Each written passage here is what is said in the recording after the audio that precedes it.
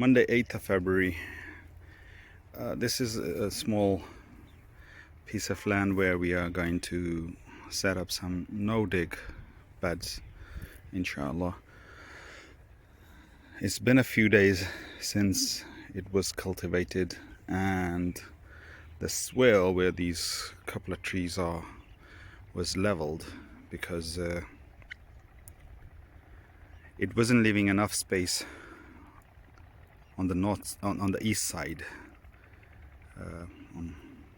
to cultivate anything.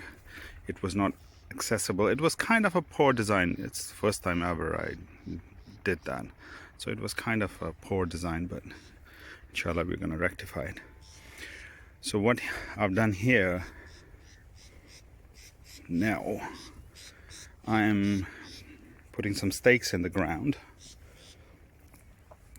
I'm going to be leaving 1 foot this way between the stake and the edge, roughly 1 foot area here. Then we're going to go along.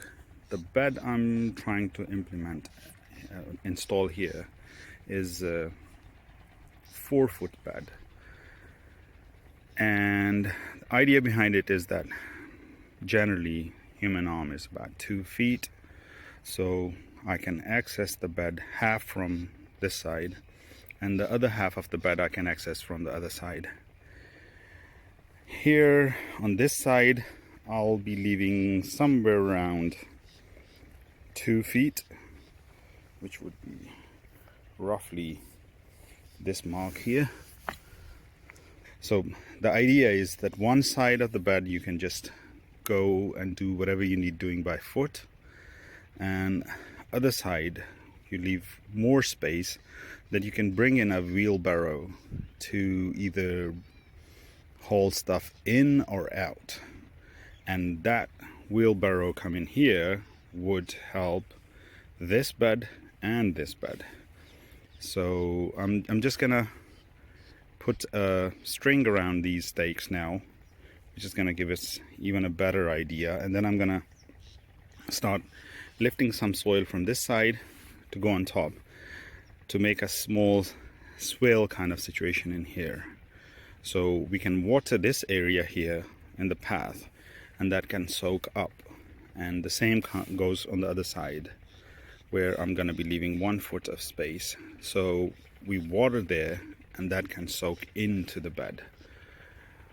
So this is so far what I've done, and now I'll go ahead, put the string, start topping the soil up on the bed from the side.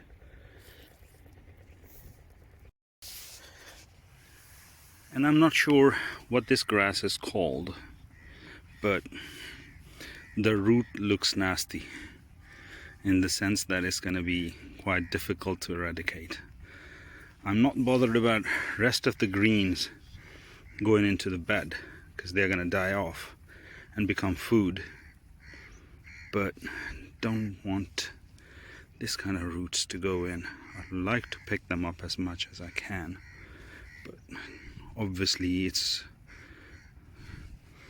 here, it's right in this soil, so I need to be vigilant and need to work on it. It's gonna come back in the beds, and I'm gonna be